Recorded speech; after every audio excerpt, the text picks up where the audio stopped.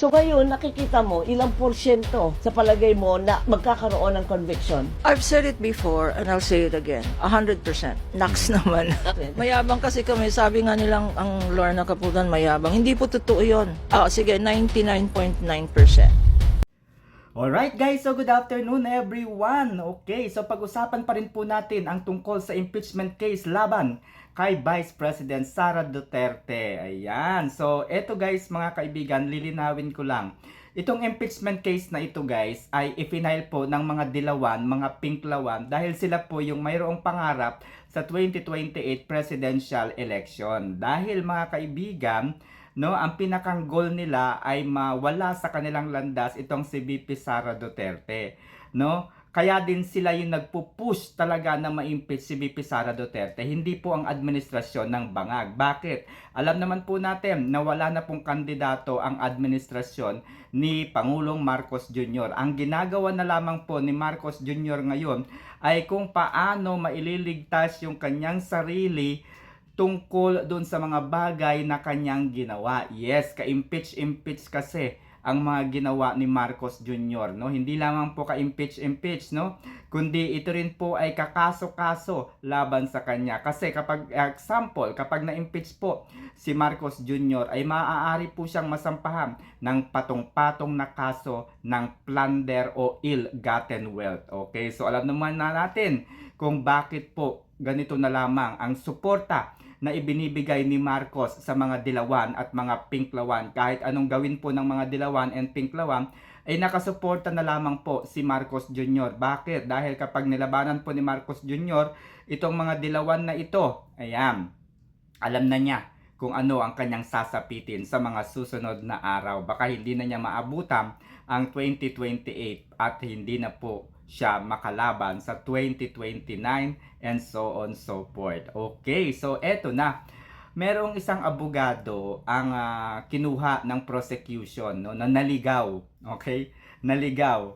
At itong abogado na ito guys ay nakikita ko no magiging dahilan upang ang impeachment na ito laban kay VP Sara Duterte ay ma-acquit no o mapawalang sala no. O baka nga hindi na matuloy sa Lunes yung impeachment kasi pwedeng sa Lunes ay ma-dismiss na kaagad ang impeachment. Bakit mga kaibigan? Diyos ko po, napansin nyo ba? Ewan ko lang kung pareho tayo nang napansin ha? Ewan ko lang kung pare-pareho tayo nang napansin. Itong mga abogadong pinili ng prosecution panel mga kaibigan, yung mga abogado na tutulong sa kanila, ito yung mga abogado na maingay lang sa publiko. Maingay lang sa telebisyon kasi may mga show sila. Kasi pwede nilang gamitin yung kanilang mga programa sa telebisyon para nang sa gayon ay ma-sensationalize nila yung issue. Hindi tayo ba? Hindi mga ganun nila. Hindi, kasi period ko ngayon, may init ang ulo. Para bagang mapasikat nila yung issue. Madali nilang maiparating sa taong bayan yung kung ano-anong mga kwentong walang patunay, mga kwentong wala pong basihan, mga pagbibintang na mga walang testigo o mga walang pruweba. Ginagamit at magagamit nila itong mga abogadong ito, mga kaibigan, na maingay po sa social media.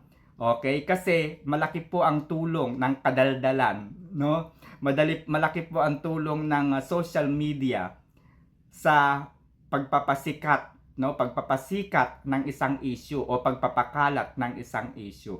Kumbaga sa madaling salita, maingay lamang sila pero yung kanilang dala, yung kanilang laman ay tunog lata.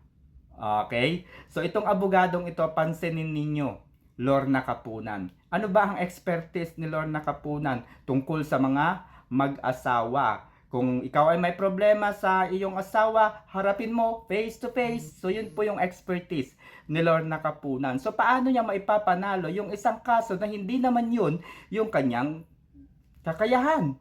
Paano niya maipagtatanggol yung prosecution? Yung posisyon po ng prosecution panel? Paano niya yun mabubuhat at mailalaban sa mga defense lawyers ni VP Sara Duterte na mga eksperto pagdating sa litigation? Oh, very obvious mga kaibigan. sila din ang gumawa ng paraan upang ang impeachment na ito ay hindi magtagumpay, no? Ewan ko lang, again, pareho ba tayo ng napansin? No, ang pinipili nila ay yung mga maiingay sa publiko at sa social media. Okay? So, pangalawang issue mga kaibigan, mag-realization tayo. Ang pinag-uusapan ay ang impeachment. Okay? Ano bang opisina ang ini-impeach? Office of the President, Vice President, Ombudsman, at iba pang Constitutional Commission appointees. No? Kasama po dyan, syempre, Vice President. So, ibig sabihin, kung anong mga pagkakasala, krimen ang ginawa ng opisyal ng Vice Presidente, yun dapat nakapokus ang kaso. Ano po yung pinaiingay na mga issue ng mga pinklawan na ito? Confidential Fund and Intelligence Fund. Saan? Sa Office of the Department of Education. So, ibig sabihin, kung meron mang pagkakasala doon sa DepEd, nung si BP Sara po ay Secretary of DepEd, hindi po impeachable official ang pagiging DepEd Secretary o Secretaries or Cabinet Secretaries, hindi. So, ang impeachable official ay ang Vice Presidente. So, dapat nakafocus ang impeachment complaint sa pagiging Vice Presidente ni Sara Duterte at hindi sa kanyang posisyon bilang Secretary of the Department of Education. Isang malaking bagay yan, mga kaibigan. Kaya nasabi natin na yung Confidential and Intelligence Fund ay hindi po maaaring gamitin laban kay Vice President Sara Duterte. Pangalawa, bukod dyan, sa pang-apat na beses, sa pang-apat na pagkakataon, muli ay naglabas ang Commission on Audit ng kanilang audit report. Okay, ano po yung resulta? Ano po yung inilabas nila sa kanilang report? Unmodified audit opinion, mga kaibigan. Ibig sabihin, wala pong nawawalang pera sa Department of Education. Wala pong nilustay na pera sa Department of Education. Ang pinakamataas na audit status, no, ay ang unmodified audit opinion. Ito po yung pinakamataas. Ibig sabihin, tama lamang ang naging paggastos ni BP Sara Duterte according sa purpose and plans ng kanyang ahensyang hinawakan. Okay? Balikan ninyo yung panghuling bahagi ng Quadcom during the 19th Congress. Balikan ninyo. Inimbitahan ang isang taga-COA at ang nagtanong ay si Congressman Acop. Isidro Acop nga ba yung pangalan nun? Yes, si Congressman Acop. Ang tanong po niya, doon po ba sa confidential fund na nakalaan sa Department of Education under the then Secretary BP Sara Duterte, mayroon po bang nawawalang pera? Meron po bang gastos ang Vice Presidente na hindi po na-audit? Ang sabi po ng taga-COA, wala po. Maayos po ang naibigay na report ng Department of Education. Lahat po ng pera na nakalaan ay nagamit, na-utilize ng tama, maayos, at wala pong nawawalang pera. Sumunod na tanong ni Congressman Acop, meron ba namang mga pruweba o mga resibo na ibinigay ang office ni Vice President Sara Duterte? Ang sagot po ng taga-COA, yes, kompleto ang mga resibo.